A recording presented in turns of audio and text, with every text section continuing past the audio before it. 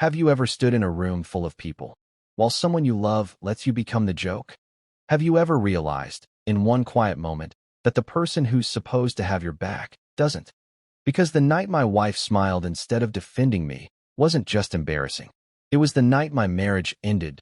If you've ever felt disrespected, minimized, or emotionally abandoned in a relationship, hit like, subscribe, and stay with me. Because this isn't just a story about betrayal. It's about what happens when silence finally breaks. That I never enjoyed office parties. They always felt like performance art. Too much noise, too many smiles stretched just a little too tight. But my wife, Hannah, insisted this one mattered. Image, she said, pinning her hair in the mirror like she was putting on armor. It would look good if you came. So I did. Pressed suit, polished shoes, and the patience of a man who had learned, slowly, painfully, to keep the peace. The ballroom looked like a discount version of luxury. Bright chandeliers, champagne that tasted like apple soda, a crowd of lawyers pretending they weren't terrified of next year's performance reviews. And the second I stepped inside, I saw her, Hannah, standing just a little too close to her junior partner, Jordan Willis. Perfect teeth, perfect tan, perfectly smug. The kind of guy who introduces himself with his full name, so you don't miss the pedigree behind it. They were laughing. I didn't know the joke yet, but I knew one thing.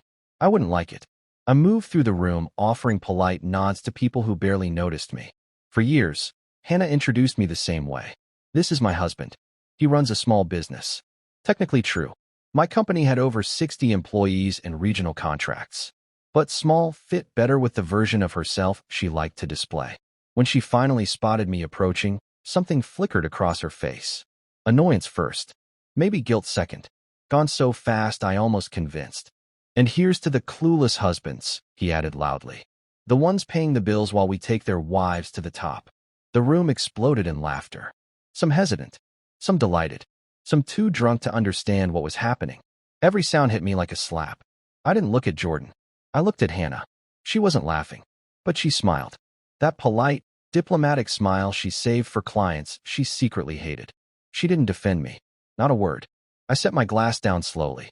The clink cut through the noise just enough for a few heads to turn. I waited. Just 1 second. For eye contact. For solidarity. For anything. She looked away. That was it. I walked out. No scene. No drama. Just cold air that felt cleaner than the room I left behind. My phone buzzed. Where did you go? I didn't answer. I sat in my car, engine humming, while the past few months snapped into focus. The late nights. The urgent weekends. The way she angled her phone away when I walked by. And that smile. God, that smile. By the time I pulled into the driveway, something inside me had shifted. I wasn't harmless anymore. I woke the next morning with clarity. Not the kind that creeps in. The kind that hits like ice water. Hannah was still asleep, wrapped in the same indifference she'd worn for months. I made coffee, opened my laptop, and then my eyes drifted to her tablet charging on the counter. No passcode. Why would she need one? I swiped. 8 months of messages. Professional at first, then personal, then intimate in all the ways that matter. Not explicit. Worse. Inside jokes. Shared frustrations. Little digs at me. He doesn't notice when I work late anymore. Maybe that's for the best. And his reply. You love having somewhere to escape. I screenshotted everything. Calm. Precise.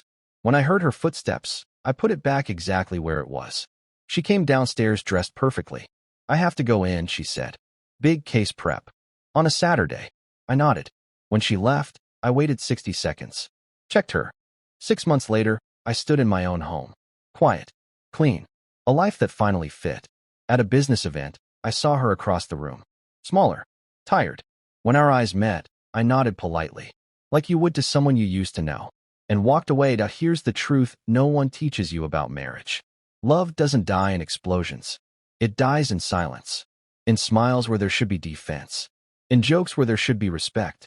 And when someone shows you who they are, believe them. If this story hit close to home, smash that like button, subscribe, and tell me in the comments. Backhand index pointing right. Who do you think was right in this husband-wife debate? And remember, respect isn't begged for. It's enforced.